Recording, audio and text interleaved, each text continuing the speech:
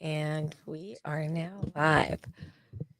So, Matt, tell me, please, when was the first time you heard the words hypertrophic cardiomyopathy? Well, I don't remember the exact date, but I do remember that I was in elementary school, and it was in relation to my mother, who has HCM. And all I remember was thinking that my mom was young and healthy, and um, I remember feeling scared and thinking, "What is this going to mean for me and my family and my life?" Uh, I don't remember exactly what the context was, but uh, I remember just feeling, uh, scared and worried for my mom and So, you worried were for in me. elementary school, you were quite young, and you were already thinking about how those words impacted your family. That's a lot for a kid to take on. Yeah, I mean, I'm an only child, so my parents are obviously very important to me. Um, and I was, like you said, I was super young. I didn't really know much about HCM at the time. Um, but I remember, my mom is a pacemaker an implanted cardiac device, and I just remember thinking at the time, like, why does she need this? It doesn't seem like something that she needs to have a surgery for. It's such a silent disease. A lot of people don't even know they have it until something happens.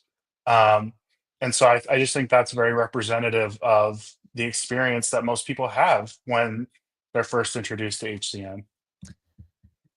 So, if you're listening now, you know that this is Tales from the Heart, a podcast from the Hypertrophic Cardiomyopathy Association. And this is a patient edition.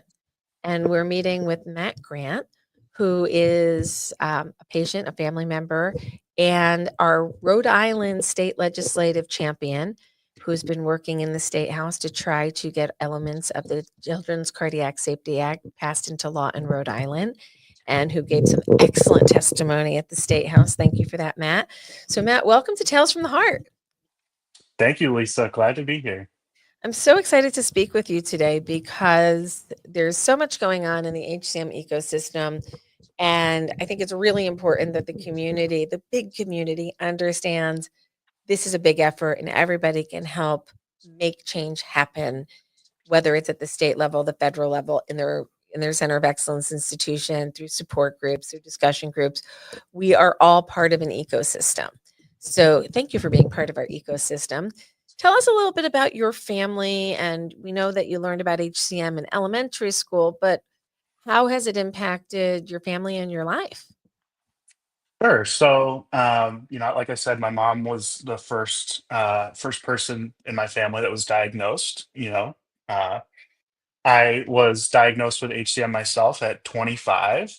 And then we found out, retroactively that my maternal grandmother, so my mom's mother, died of HCM as well. And so that's sort of the extent of it in my family that we're aware of at this time. Um, and I think one thing that you mentioned that stuck out to me is uh, like I said, I learned about HCM when I was in elementary school, but my family didn't really become active in the HCMA or in advocacy for HCM until much, much later on. And, only in the last few years have we really become, passionate advocates for HCM. And, uh, it's a little bit of a hard situation. I think a lot of people are private about their medical life and their healthcare issues, and my family's definitely no exception. I mean, uh, like I said, my maternal grandmother passed away of HCM, and we didn't know until many years later. But through this work, through learning more about the disease and its progression and how it's passed from in families, uh, we've been able to get members of our family to even just recognize that this is it's a genetic disease that our family is susceptible to, and to get them tested. And even if they don't have the disease, if they test negative, at least they went through the process and they can say for sure that they don't have it. um, and I think that's just the important first step, right? Like, Mhm. Acknowledgement that this is a problem that our family deals with. And that's what we want to be involved with the HCMA for, is to help other families, uh, discover if it's a concern for them as well. So that diagnostic window is the challenging part that we've all been trying to figure out. How do we get more people diagnosed? And one of the pathways that we're leaning into is a legislative or approach at the state level. And it was originally called the Healthy Cardiac Monitoring Act. We changed the name to the Children's Cardiac Safety Act because it was a little bit more representative. We were able to pass the law in Virginia earlier this year. Shout out to Virginia. So yay. And you have gotten to committee in Rhode Island. So tell us why, or tell us where you are in your process with Rhode Island. Where have we gone? What do we need to do next? And also, as you're reflecting on that, what have you learned about the journey of policy? Sure. Yeah. So right now, like you said, we've been in committee. We have companion bills in both the Rhode Island House and Senate. I've done committee hearings in both of the chambers, and really just gotten the process started. I think the next step, we're planning to meet with the physicians, specifically the Rhode Island American Academy of Pediatrics, and to try and just get them on board. They were not in support of the bill as it's currently drafted. And I think they have some reasonable concerns about the Timelines. work and time requirements on their population of doctors. I think that makes total sense. But they've also said at every opportunity that it's a well-intentioned bill that they're in full support of, ideologically speaking. Um, and I guess I think the main thing that I've learned, obviously, I came into this with a family history. It's very personal to me. And when I first started, I said to myself, how can anyone be in opposition to this? That doesn't make any sense to me. It's something that you think everyone is in favor of, early screening, making sure that kids are healthy. Um, and it just it's going through this process, I've learned that there are other perspectives out there that are just equally as valid, right? Like, I'm not a physician myself, I'm not a pediatrician, so I don't know what the job on the job demand looks like in terms of seeing patients, in terms of having continuing education. Um, and so it's good to have the perspective of those who are actually doing the job and not just patient advocates like myself. One other thing I want to just sort of highlight is, uh, one concern that came up in hearings is like, should we only be screening for athletes? Should we be screening all children? What's the benefit of doing all of the screening on for children? And I'm speaking from personal experience. I can say that it's good when kids and families are aware of the disease young and early. Speaking from my own experience, I was screened all throughout my childhood and my young adult life. I went to a cardiologist, every couple of years and got an echo to see the progression of the heart as it grew. And for all of those years, I didn't show any signs of it. And then, I'm 30 now, but when I was 25, I was living in Boston. I was, fortunate to be able to go to Dr. Marin, both of the Dr. Marins in Boston, to get tested and screened. And I'm a borderline case, but they were able to affirmatively diagnose me with HCM.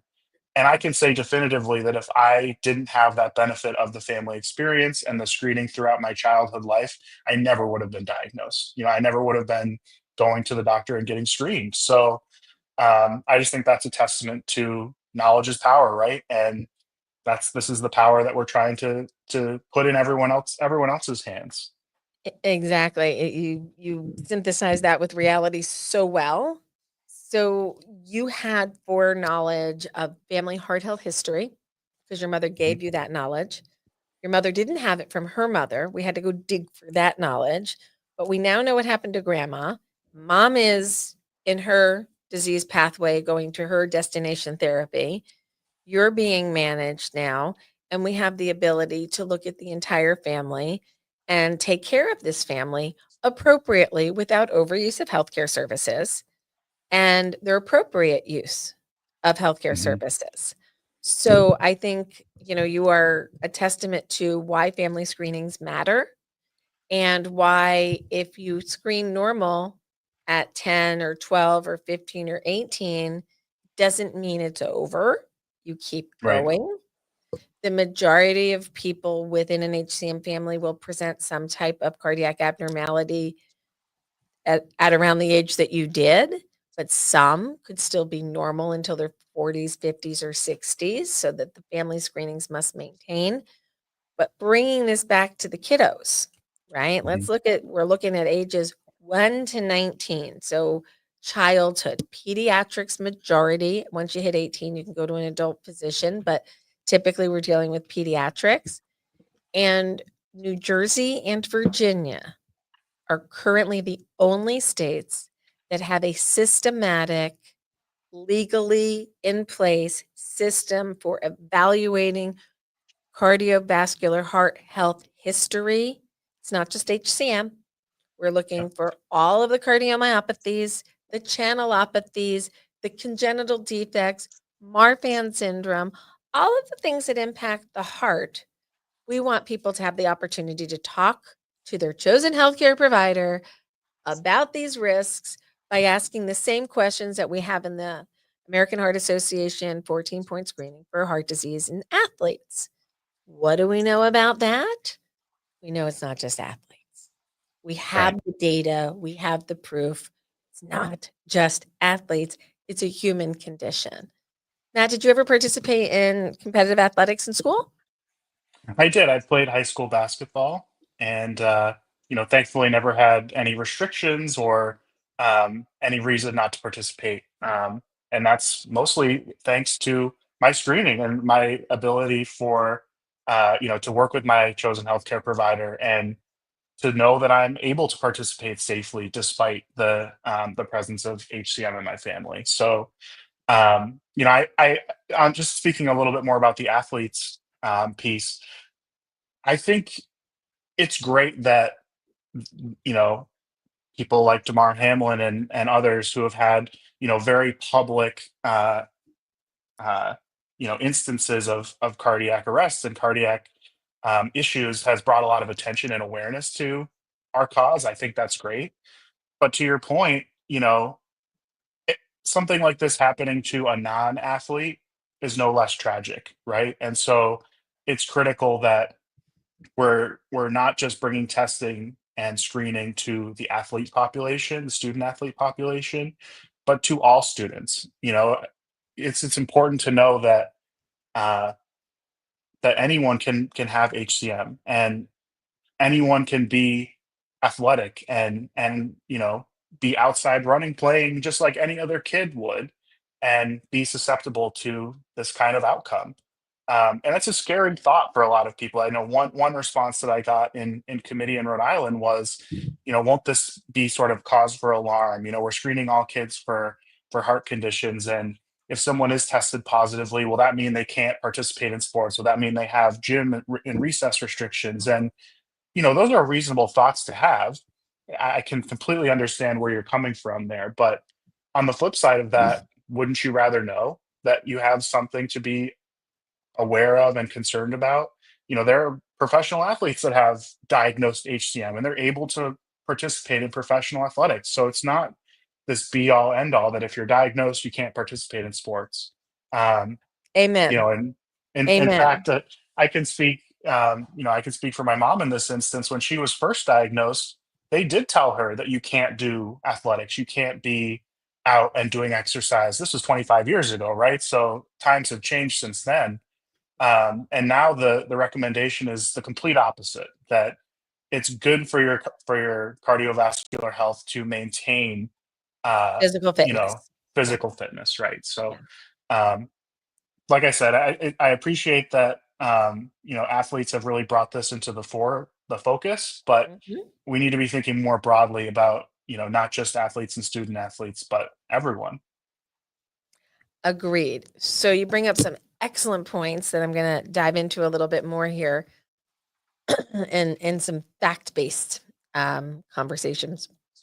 When you look at all people who die, the bad stuff, all who die from sudden cardiac arrest related to hypertrophic cardiomyopathy or suspected hypertrophic cardiomyopathy. So you look at death certificate data, okay? Like what's really happening? Each individual case is an absolute tragedy. They're young people. You typically don't expect this. You, it's not natural, but it is a natural cause of death.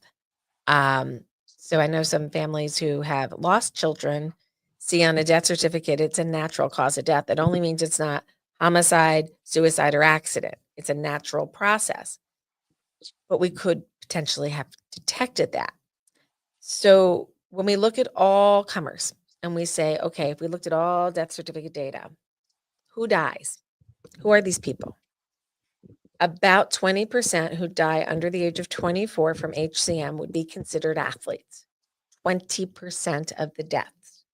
Wow. That means 80% of the deaths are not considered to be athletes, as defined by that coroner's office or that reporting agency. So maybe they were not actively in a sport that semester, or maybe they were in the sport 2 years ago, but they got cut from the team because they couldn't keep up. Wonder why. Mm. Or maybe they just don't have any athletic interest and they're maybe on the debate club or they're in theater or they're in band or they're doing something else as children. We can't judge health by activities. We can't give one set of health care to one group of people because they participate in X, not Y. There's no scientific reason why we screen athletes and not all children. So this is kind of the point of the Children's Cardiac Safety Act, is that every child has an opportunity with their family and their chosen healthcare provider to have a conversation about family heart health history and individual signs, symptoms, and risks within families. It's mostly checking off on a form, so it's only as accurate as the parents are willing to disclose. And it does make families answer some interesting questions. And sometimes it gets a little dicey. Maybe you don't know your family history for 1,000 reasons. You Right. have a break with a family member, there's abandonment issues, there's paternity questions. There's a lot of different things out there. So that's what a doctor's office is really good at, having those really tough conversations. I don't know my family heart health history. I haven't spoken to my father in 20 years. I don't know what happened to him. I know his sister Mhm. died young. Like you may have blanks in your family tree. It's okay. We all do. It's normal. And you need to have that conversation so you know where your individual risks are. And we want to allow that opportunity for all people through the process called well child examination. It's an opportunity to have that conversation, that big, what is my child's health journey going to look like? What do we need to worry about and when? And what do we not need to worry about? And thank you. I don't Mhm. have a big cancer risk in my family. I have lots of heart disease, but I don't have big cancer risks. If it was the other way, my surveillance over life would be different. If you have a family history of heart disease, your surveillance is different. We just want you to know what to focus on. So we're trying to save families and keep them whole as long as possible. That's our goal, right? So, Matt, getting involved in advocacy after having this vantage point from your family, how does it make you feel?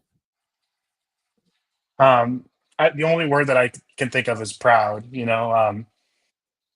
It's hard for sure to, my mom is on the path to a heart transplant, and that's hard. Thankfully, I'm a more of a borderline case. She has a lot of other complicating factors in her case, not just HCM, but you know, I I think I can say definitively that we're both proud of the work that we've done and the awareness that we've raised. And to your point about our desire to keep families whole, it goes back to something I said earlier, which is we just want to be arming families with the knowledge of whether or not they have this disease in their family. In my particular case, both my mom and I have been tested, genetically to see if they can identify the particular gene in our case. In our case, we're a I forget the exact term. It's like gene of unspecified significance or something like that. Variant of uncertain Um, significant, a VUS or a bus. there you go. There you go. And the way I think of that is, well, we are helping the medical community have more data to hopefully find, whether it's our gene or if it's another gene, um, to help a family in the future. Have not only a way of finding and identifying the disease, but also having better treatment options. And there's a lot of interesting research happening on genetic therapy these days that's showing some really promising results. And that's only going to help us now and also people in the future be more resilient and able to I think I spoke I didn't speak with Dr. Marin about this, but Dr. Marin spoke about this at the patient advocacy meeting in Boston this past October, November. Last October, Um, yeah. and one thing that really stood out to me when he spoke was, 60 years ago when we first identified HCM as a disease, it was basically considered a death sentence. There was nothing they could do. They didn't know anything about it. They didn't know how to treat it. And now we're on the opposite end of the spectrum where you can be diagnosed and live a perfectly happy and full life. And, hopefully in, very short order, maybe the next 20 years, it's even better. It's not even really a concern at all. And so that's what my advocacy is really all about, is to both be a bridge as a patient to between doctors and families and people who may or may not have the disease, but also to just help uh, the situation become have a more positive outlook at the end of the day, and for people who have this disease to be able to live full and happy and healthy lives and not have to worry about, oh, should I participate in athletics? Oh, do I need to be going getting screened every year? Um, it's a like I said, it's a scary prospect, and it's something that people might not be exactly ready for. But it's an important conversation and an important thing to be paying attention to. You bring up some excellent points, and you bring me back to some moments in my own history and the shared history I have with many others in the HCM community who kind of came up through the 80s, 70s, and 80s with their diagnoses. When I was diagnosed, I was told I could die suddenly and unexpectedly, and CPR wouldn't save me. And, this is serious stuff, and go back to school now. Mm, Like, yeah. what? What? So many of you have probably heard me say this before, but I'll do it one more time. So this snarky little bratty 12-year-old Lisa in a cardiologist's office in Dover, New Jersey. Paul Goldfinger, love you, thank you. Nice guy, but like not a pediatric cardiologist. Mhm. Drops this line on me. My mother's sitting next to me, and I'm like, so I don't have to do my homework anymore. Because like I'm gonna be dead by 20. I might as well just like go party for my teen years and I'll be out of here at 20. Have a nice day.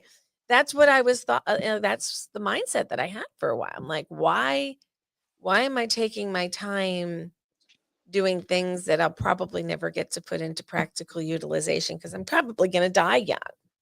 Mhm. And that's a really dangerous thing for a 12, 13, 14-year-old adolescent brain to be processing without any support. For sure, And definitely. I am the person I am today because of that, and the realization that, holy crap, that was a really bad way to tell a 12-year-old that they have a genetic heart condition, To say the and least, yeah. to say the least. And we wanna create systems so that families aren't left alone with this shock of this, name of a disease and no resources, which is the interesting part of the Children's Cardiac Safety Act, is we're not looking to just send people out there without any resources. We are asking states to develop some base resources, an Mhm. educational module that we're looking to have our funders create and fund so we can just drop it into the states. They can customize it. We don't have to worry about budget issues. This isn't about money. It's about finding people and getting them to the care that they need. So let's make it happen, because that's what our Mhm. government should do, right? It should help us protect ourselves against threats. And this threat is a genetic threat. And it's much more cost effective if we get in front of it rather than we have, I don't know, a negative consequence. We faint because of our HCM because we didn't know about it. We whack our head. We have a neuro injury. Now we have a neuro injury on top of a cardiac injury and we're expensive to care for. It's way cheaper to get in front of us and just give us proper medical management because that's what most Right. of us need. And our destination is the right meds or the right devices, and we can get back out there and live our lives and be productive members of society. So Hmm. we don't want to make people have less access, resources, or voice. We want to give them more access, resources, and voice. And Right. you're doing a great job of putting the real story together with that advocacy arm. What is it that you wish other people would do to get involved? I mean, I guess the first thing that comes to mind is, I want people to care about this, even if it doesn't affect them and their own family. And that's a hard thing for a lot of people. I can, even speaking for myself, it's easy for me to be an advocate because it's something that directly affects me personally. It affects my family. Um, and obviously there are tons of other issues out there that I'm not as tapped in on and an advocate for that are important and I should be more of an advocate for maybe. um, but the most important thing I want people to take away from listening to me now is that this is important. This is something that for all it could affect you and your family. If you haven't been screened, if you haven't been adequately tested, you don't actually know if you have this disease or not, if you're carrying a carrier of a gene. And so I think it's important that, and that's why I got into the legislative advocacy, which is, the most public way of our state government saying this is important and we care about it and you should too. Um, and to your point about giving people the resources, a lot of people think that, oh, if I say that my family has a history of heart disease, then I'm going to have to go through all these other processes and go to another doctor, and it's going to be expensive, and maybe I won't be able to participate in sports. And some of those things might be true, but at the end of the day, wouldn't you rather go through that process and know definitively if you are a risk or you do have risk in your family and to manage that risk appropriately rather than to just sort of fly through life blindly, hoping that nothing bad will happen to you?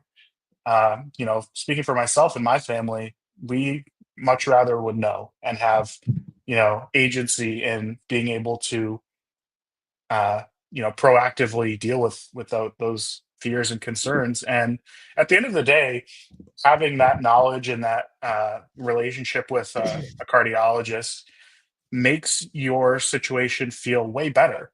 I would not feel as comfortable and confident about my ability to navigate my HCM if I didn't have a good relationship with my doctor and have an understanding of the disease and that I'm not currently I have no symptoms. I have a very edge case in terms of the thickness of my heart muscle. And if I didn't know all of that, I wouldn't feel as comfortable.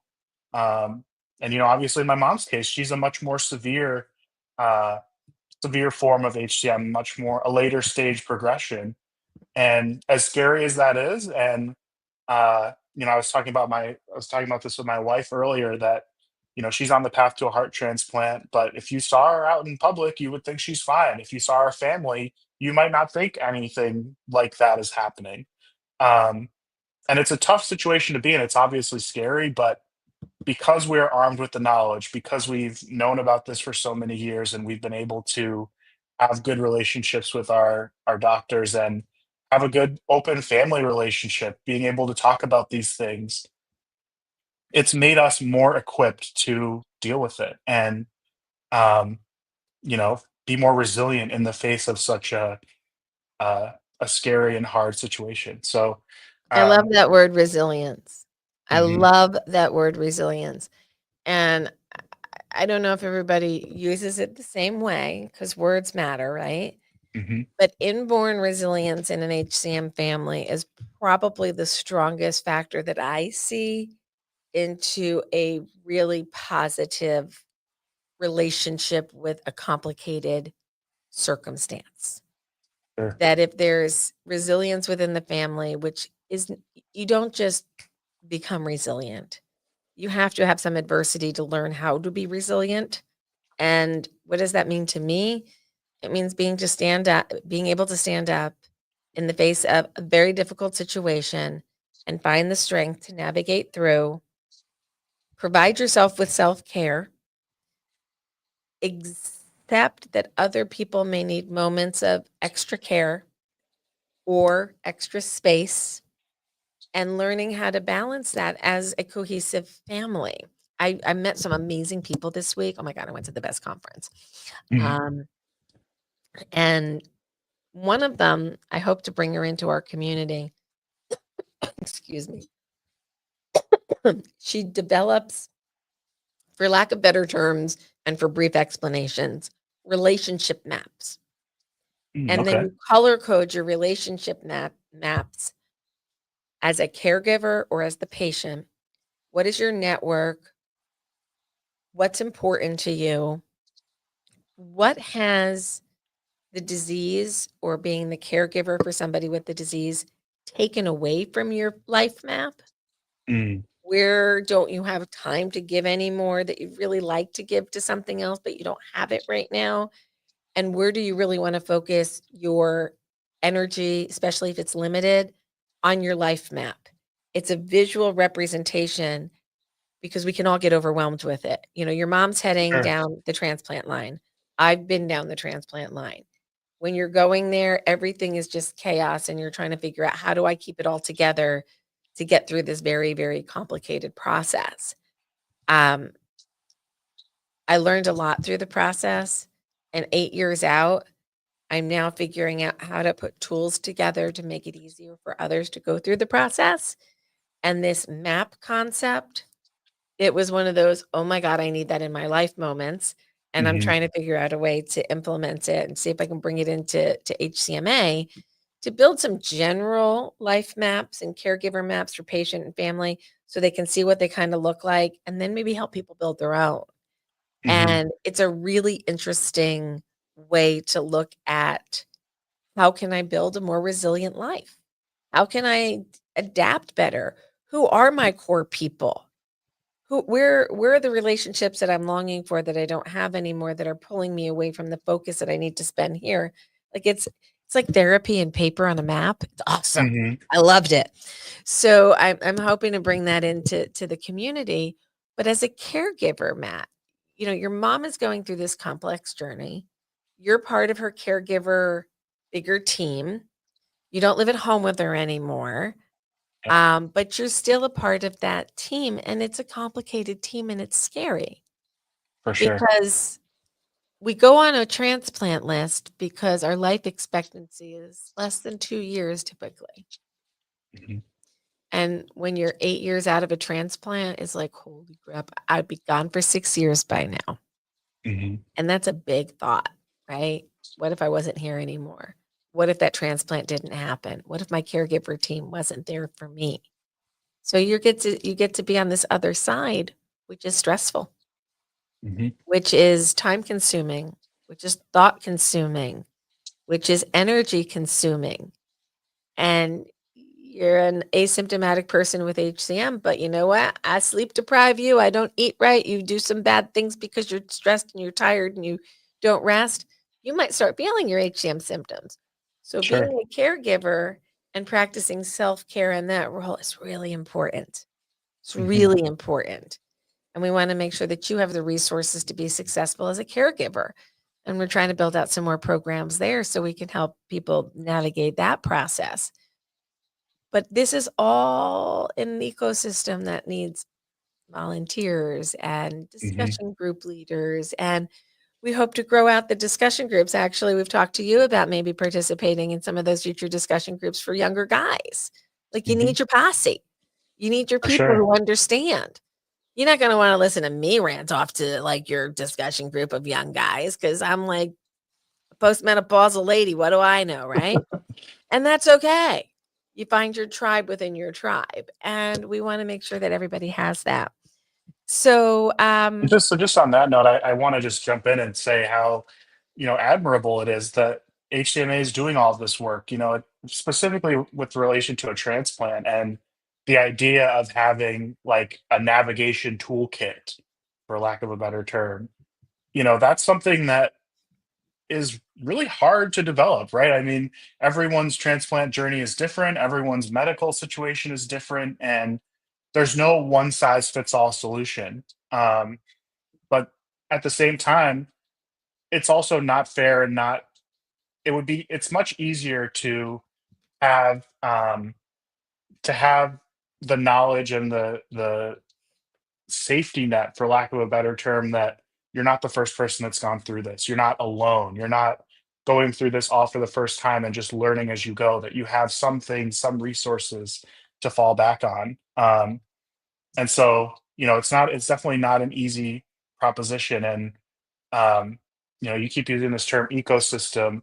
I think I prefer the term community because it's about support. There's this broad medical ecosystem. There's the healthcare industry that's all scary and big and So not to really me, the personable. ecosystem is there's the patient community, there's the development community, there's the healthcare community, and it creates this very complex Sure. ecosystem that we must navigate through on a lot of different levels. The regulatory people are here, the state legislatures are here. Like it is a complicated maze when you think, okay, I'm diagnosed with a disease. Let me go learn about that. Okay, so I'm going Mhm. to do Dr. Google. And I learned a little bit, but that's really not about me. That's about the general disease. So how Mhm. do I narrow that down to my experience and what I'm going to deal with? So Right. I can't let all of my cats out of the bag at once, but I got some cool shit working on that too. Nice. Um, Glad but to hear it. imagine a day when you can call the HCMA, and this isn't too far off in the future, and ask a question, what happens to people like me? And I can get really granular with you. We can look at your individual issues, your family history, even your genetics, your anatomy, your physiology, your risk scores for different factors. And we can say, look, this is where it looks like it's heading. Here are your toolbox of options to use to try to avoid bad things from happening and to maintain your health as well as we can for as long as we can. And that's going to be much more specific. Going back 20 years, the concept of personalized medicine was very, cool. We mapped the genome, we did the thing, we understand it all. Do we really? No, Mm, we're really right. not there. But we thought we were 20 years ago, but today we're closer and Mhm. we can get more granular. But that doesn't mean you're not going to have symptoms and you're not going to have bad days and you're not going to have bad things happen. We just want to minimize the bad things. So, go into your concept of toolkit. We created our journal, and it sounds simple, but how do you get yourself organized? How do Mhm. you put all of this information into something usable? And sometimes old school works better than new tech. So we've got a little journal where you can put all your thoughts down, but now we're going to be bringing in some new tech. And in a couple of weeks, you're going to be able to consent into the HCMA Patient Journey Registry. And you're going to be able to start participating in some more granular evaluations of life with HCM. Some of you are going to be offered things like, do you want to let us know how you're feeling every week for a period of time? What New York Heart Association class were you in on Monday, Tuesday, Wednesday, Thursday? Were you there for the whole day? Did you wake up good and then you felt bad in the afternoon? How do we start measuring how well we're doing? Because those bad days when they come up, they throw us and we're like, well, I just had a couple of bad days. And then you'll have a period of good days, and then you'll have some bad days. It's hard to value the quality of life scores of people who have something so variable.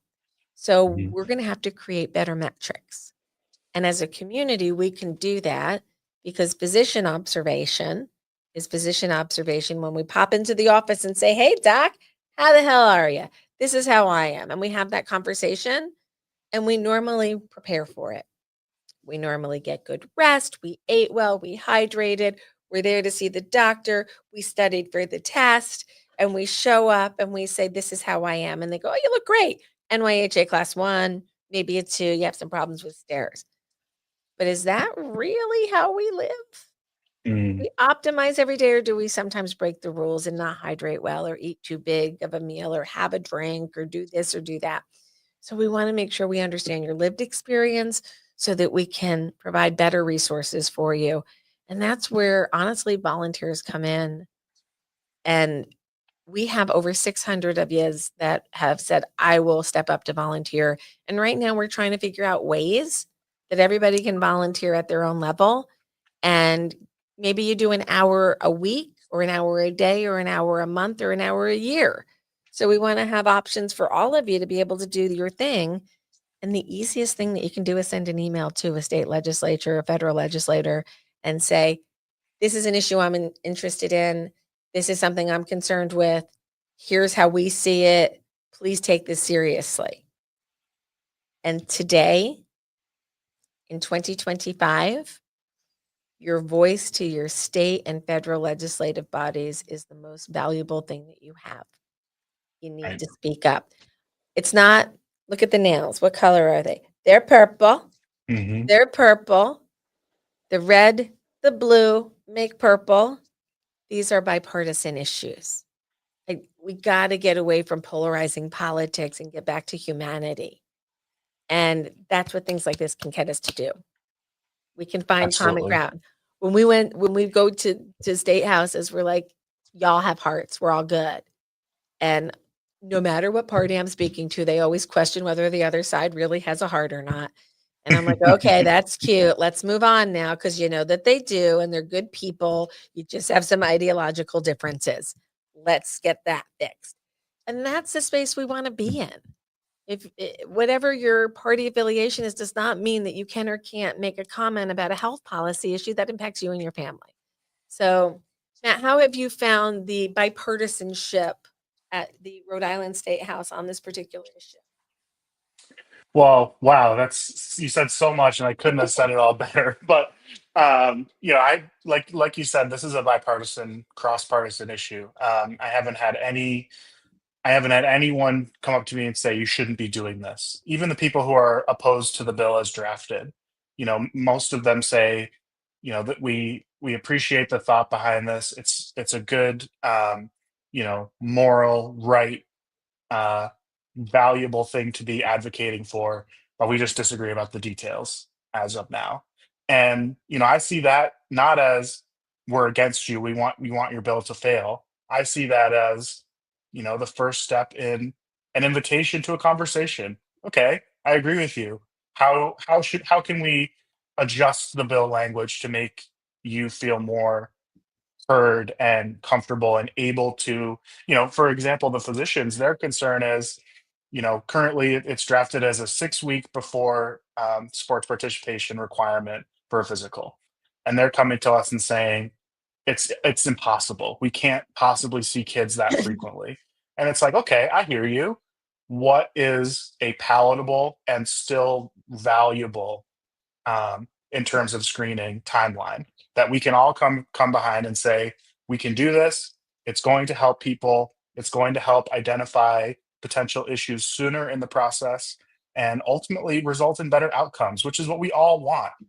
Um, I will just on the point of polarization, I'll do a quick plug, not too much, but I also volunteer with an organization called Braver Angels, that deals with political polarization and specifically about depolarizing American politics and being able to more easily find that common ground. And this is just one issue in particular, but there are so many other issues out there that the majority of people agree we need to be able to do better as a society. And so I think that's a really important point that, that's something I personally believe in that we need to be fighting for. And, just turning down the temperature. I think people are so ready and willing to be mad at someone on the other side when, I think at the end of the day, the person on the other side is just as mad about probably a lot of the same issues that you care about.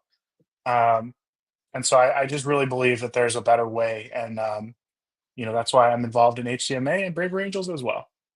I love that. I love that so much. I'd love to learn more about Brave Angels, so I will be looking that up, because it's it is hard to have conversations today when you're afraid it's going to be a trigger word for somebody and they're going to come at you. I'm not going to sugarcoat it. We went to Capitol Hill a couple of weeks ago to say I lost some sleep for a few nights beforehand, worried about what was going to happen in these, turbulent times. I would be, I'd be lying if I said I didn't lose some sleep over this and worried about how things were going to go. But you know what I found? I found humans who Mhm. understand that we as humans need to work together to keep the humans alive. Mhm. We found shared humanity, and we just have different ways of going about trying to fix problems.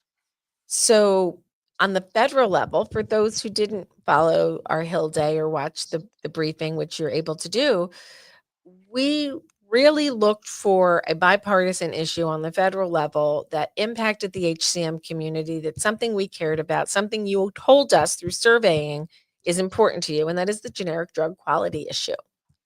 So let's be innovative, right? Like, okay, how do we fix this problem? Dr. Lever and I have been talking about this for 20 years. There's problems with generic drug qualities. There's been books written. I've interviewed the authors. These are big deals. Generic drugs are not what it says on the FDA website, exactly the same as the name brand. They're just not. And Mhm. that's misleading. And we need better transparency from our government about what this process is that makes generic drugs able to be distributed in our country. And you want to look to like, where's the problem? Well, the problem is the FDA, by statute, approves the manufacturer through paperwork and a site visit, and they can do spot check visits every 3 to 5 years typically, but they have to schedule them 6 months in advance typically, or about that, when they're out of country, okay? Mm. So imagine if I said, "Hey, Matt, that hydroponic plant thing that you have behind you, that's growing food, I'm gonna come and inspect it to make sure that it's okay, but I'll be there in, like, 7 weeks.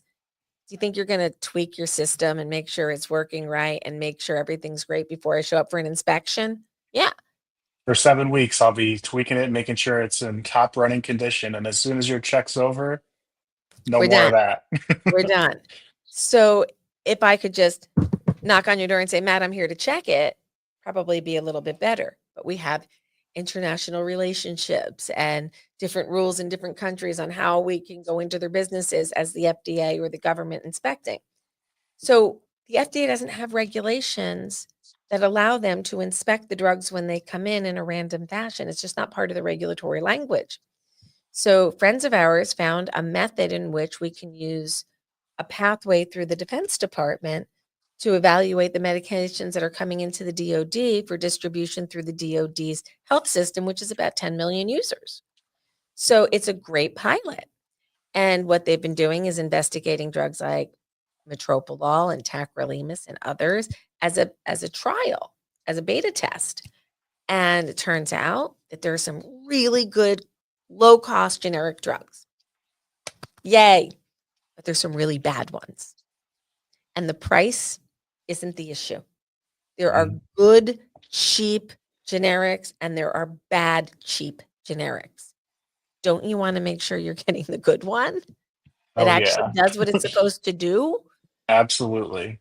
So we found a way with the federal government to take federal funds and make them help us purchase drugs more effectively, because what the DoD scores and this process, which you can go learn about elsewhere, then puts a rating on the system in which everybody else uses to buy drugs too. So if it's been flagged as red by the DoD, maybe CVS shouldn't buy that one. Mhm. Maybe your health system, when it buys drugs for distribution in the hospital, shouldn't buy that red one. Maybe they should buy a green one. And maybe you should know where it was manufactured. And maybe you want your manufacturing only in India, not in China, or only in the US or Mexico or Canada. Maybe you should have a right to know where your drug was made. Mhm. And we're looking for that transparency. And you want to know who said that was a bad idea? Nobody. Right. Democrats like it. Republicans like it. Progressives like it. Conservatives like it. Oh my God, we found something people agreed upon. And that's about policy making. You find consensus. You find issues that we can come together on. And checking kids' hearts through the Children's Cardiac Safety Act is something we can agree upon.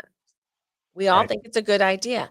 Let's get it optimized as quickly as we can. We're going to be moving forward with some other states. If you're listening and you want to become a state champion, we want to talk to you. So contact Julie Russo. She's our volunteer coordinator and our legislative lead who can hook you up with all the tools you need to learn how to do this. And we'll give you the support. We'll work with you. We'll do what we can. If I can jump on a plane and come to a state house hearing, I will be there because it's important. And your time is important. And if you want to choose to spend your time helping with a particular cause, we want to make your time as effective as possible. So And particularly on the state level, your state reps want to hear from you. They are in that job because you voted them in. They're your representative for a reason. And that's how it started for me. I'm a politically active person in my community, so I had a pre-existing relationship with my representative, and that made that first conversation a little bit easier. I was able to have it one-on-one. But like Lisa said earlier, even as small as an email can trigger something bigger than yourself, and that's worth doing at the very least. fantastic. Well, Matt, I'm going to wrap this edition of Tales from the Heart up with my sincere gratitude for you spending so much time with us. And our thoughts are with your mom as she heads down to this next stage of her journey. And I hope she does well and she knows how to reach me if she needs anything. And I really appreciate your passion, your insight, and your ability to make it seem a little easier to engage with state legislators to make a meaningful difference. I know we still got a way to go, but I do look forward to celebrating success at some point in the near future and another state on our map that will have the ability for families to have conversations with their chosen healthcare providers about their family heart health risk. Matt Grant, thank you so much for your time today and your advocacy and your volunteerism. We appreciate you. Thank you, Lisa. Thanks so much. I appreciate you and the HCMA and all that you do to support my family and families like mine all across the country. So keep up the good work, and I'll be right there with you. Thank you so much.